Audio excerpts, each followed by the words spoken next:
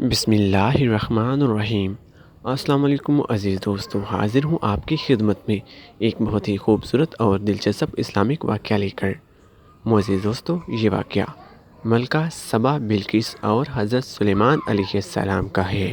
معزز دوستوں، پسند آنے کی صورت میں اس ویڈیو کو لائک ضرور کیجیے اور اپنے پیاروں کے ساتھ اس ویڈیو کو شیئر کیجیے گا۔ معزز دوستوں، اس واقعہ کا موضوع یہ ہے ملکہ سبا بلقیس اور حضرت سلیمان علیہ السلام۔ معزز دوستوں، ملک یمن کے علاقہ سبا کی ملکہ بلقیس بہت بڑی حکمران تھی اور اسے سلطنت کے سب ساز و سامان حاصل تھے، اور اس کا جو تخت تھا وہ بہت بڑا تھا، سونے اور چاندی کا بنا ہوا تھا اور بڑے بڑے قیمتی جواہرات سے مرصع کیا گیا تھا۔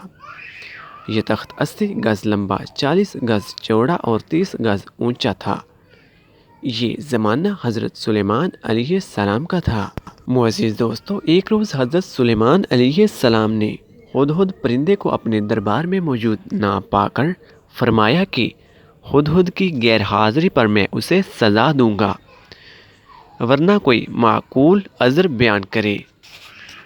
تھوڑی دیر کے بعد ہدہد بھی آ گیا اور اس نے ملکہ سبا بلقیس کا حال بیان کیا کہ وہ بہت بڑی حکمران ہے، اس کے پاس ایک بڑا عمدہ اور بڑا بھاری تخت بھی ہے جس پر وہ بیٹھتی ہے، مگر وہ مشرکہ ہے۔ وہ اور اس کی رعایا کے لوگ سورج کی پوجا کرتے ہیں اور اللہ کو سجدہ نہیں کرتے۔ حضرت سلیمان علیہ السلام نے ہدہد کی یہ گفتگو سن کر ملکہ سبا بلقیس کے نام ایک خط لکھا جس کا عنوان کچھ یہ تھا: بے شک وہ سلیمان کی طرف سے ہے اور بے شک وہ اللہ کے نام سے ہے جو نہایت مہربان رحم والا ہے۔ تم میرے پاس مسلمان بن کر حاضر ہو جاؤ اور تکبر نہ کرو۔ معزز دوستو، ہدہد یہ خط لے کر سبا میں جا پہنچا اور ملکہ سبا بلقیس پر جا ڈالا۔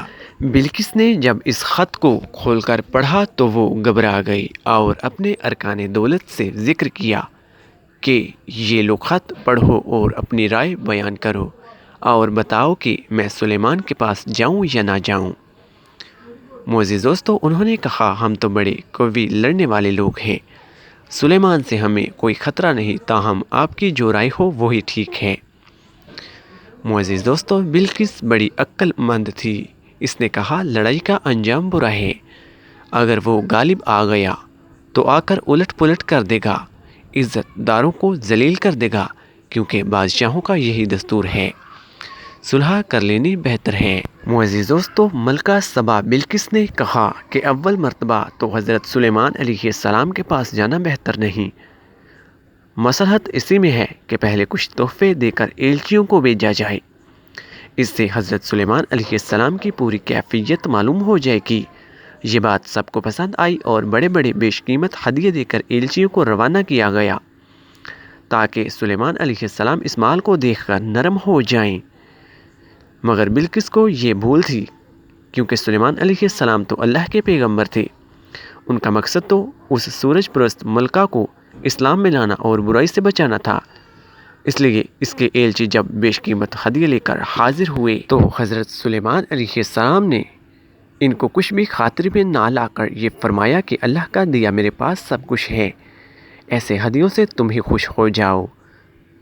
جاؤ، جا کر اسے کہہ دو کہ وہ مسلمان بن کر حاضر ہو، ورنہ میں ایسا بھاری لشکر بھیجوں گا جس کا کوئی مقابلہ نہ کر سکے گا، اور میں ان کو وہاں سے ذلیل و خوار کر کے نکال دوں گا۔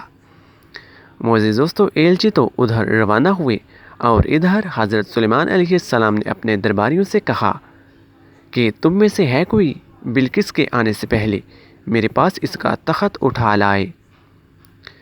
معزز دوستو، ایک بڑے قوی جن نے کہا، حضور، میں وہ تخت آپ کے دربار سے رخصت ہونے سے پہلے پہلے لے آ سکتا ہوں۔ حضرت سلیمان علیہ السلام کے ایک دوسرے درباری نے جو کتاب کا علم رکھتا تھا کہا، حضور، میں اس کا تخت آپ کے پلک جھپکنے سے پہلے پہلے لے کے آ سکتا ہوں۔ چنانچہ پلک جھپکنے سے پہلے ہی اس نے وہ تخت لا کر حضرت سلیمان علیہ السلام کے سامنے کھڑا کر دیا۔ اس کے بعد ملکہ بلقیس جب دربار سلیمان میں پہنچی تو اپنے سے پہلے وہاں اپنا تخت دیکھ کر حیران رہ گئی اور کہنے لگی، حضور، ہمیں تو پہلے ہی معلوم ہو گیا تھا کہ آپ بڑے طاقتور اور خدا کے برگزیدہ ہیں، اور پھر کہنے لگی، اے میرے رب، میں نے اپنے نفس پر ظلم کیا تھا اور اب میں سلیمان کے ساتھ اللہ کی حکم بردار یعنی مسلمان ہوتی ہوں جو سارے جہانوں کا رب ہے۔ اس کے بعد حضرت سلیمان علیہ السلام نے ملکہ بلقیس سے نکاح فرما لیا۔ معزز دوستو، اس واقعہ سے ہمیں سبق ملتا ہے کہ اللہ کے پیغمبر شرک و کفر سے لوگوں کو باز رکھنے کے لیے تشریف لاتے ہیں اور گمراہوں کو گمراہی سے بچا کر اللہ کے آگے جھکا دیتے ہیں۔ یہ بھی معلوم ہوا کہ کوئی کتنی بڑی سلطنت کا مالک، بادشاہ و حکمران بھی کیوں نہ ہو، اللہ کے پیغمبر کے سامنے وہ کچھ بھی نہیں ہے، اور اسے دنیاوی جاہو جلاہو متاع اور مال کی کچھ پرواہ نہیں ہوتی۔ معزز دوستو، بہت سارے مفسرین نے لکھا ہے کہ حضرت سلیمان علیہ السلام کے دربار اور ملکہ بلقیس کے تخت کے مقام کے درمیان کا فاصلہ 2 مہینے کی مسافت کا تھا۔ معزز دوستو، تخت کا طول و عرض پہلے بھی بیان کیا جا چکا ہے کہ 30 گز اونچا، 40 گز چوڑا اور 80 گز لمبا تھا۔ اس طویل مسافت اور اتنے وزندار ہونے کے باوجود حضرت سلیمان علیہ السلام کا ایک مصاحب اسے پل بھر میں لے آیا۔ تو ذرا سوچئے، سید الانبیاء حضرت محمد مصطفیٰ صلی اللہ علیہ وآلہ وسلم کے اولیاء امت دور دراز کی مسافت سے کسی کی اعانت و حمایت کیوں نہیں کر سکتے؟ معزز دوستو، اس کے علاوہ حضرت سلیمان علیہ السلام کا ایک سپاہی اگر 2 مہینے کی مسافت پل بھر میں طے کر سکتا ہے تو سید الانبیاء حضرت محمد مصطفیٰ صلی اللہ علیہ وآلہ وسلم شب معراج میں فرش و عرش کی مسافت پل بھر میں طے کیوں نہیں کر سکتے؟ معزز دوستو، قرآن مجید الفرقان حکیم میں اس عالم کتاب کا تخت کو پل بھر میں لے آنے کا واقعہ ان الفاظ کے ساتھ مذکور ہے۔ اس نے عرض کی، جن کے پاس کتاب کا علم تھا کہ میں اسے آپ کے حضور لے آؤں گا، آپ کی آنکھ جھپکنے سے پہلے۔ معزز دوستو، اس آیت میں جو آتی کا بہی کا لفظ ہے، اس کا معنی ہے میں اسے آپ کے حضور لے آؤں گا۔ یہ لے آؤں گا جب ہی واقعہ ہو سکتا ہے جبکہ وہ پہلے جائے بھی، یعنی وہ پہلے جائے پھر لے کر آئے گا۔ آنے کے لیے پہلے جانا ضروری ہے۔ گویا اس نے یوں عرض کی کہ میں جاؤں گا اور آنکھ جھپکنے سے پہلے لے آؤں گا۔ چنانچہ وہ آنکھ جھپکنے سے پہلے اتنی دور گیا بھی اور آ بھی گیا، اور اتنی سرعت کے ساتھ کہ دربار سے غائب بھی نہیں ہوا۔ یہ ہے حضرت سلیمان علیہ السلام کے ایک سپاہی کی کرامت کہ ایک ہی وقت میں یہاں بھی ہے اور وہاں بھی ہے۔ معزز دوستو، ذرا سوچئے گا کہ پھر سید الانبیاء حضرت محمد مصطفیٰ صلی اللہ علیہ وآلہ وسلم کا ایک ہی وقت میں متعدد جگہ ہونا کیوں ممکن نہیں ہے؟ اور یہ بھی معلوم ہوا کہ جنگ اور لڑائی اچھی چیز نہیں ہے، اس لیے جنگ کی تمنا کرنا بھی گناہ ہے۔ مسلمان امن و سلامتی کا داعی ہے، اسلام امن کا درس دیتا ہے۔ اسی واسطے مسلمانوں نے جب بھی جنگ لڑی مدافعانہ لڑی، جارحانہ جنگ نہیں لڑی۔ جارحانہ جنگ شیوہ کفار ہے۔ مسلمانوں کے لیے یہ سبق ہے کہ خود جنگ نہ چھیڑو، پہل نہ کرو، اور اگر دشمن پہل کرے تو پھر فَلَا تَوَلُّوهُمْ الْأَدْبَارَ کے مطابق جنگ سے پیٹھ پھیرنا گناہ ہے۔ گویا مسلمان کے لیے یہ حکم ہے کہ کسی کو مت چھیڑو، اور اگر کوئی چھیڑے تو مت چھوڑو۔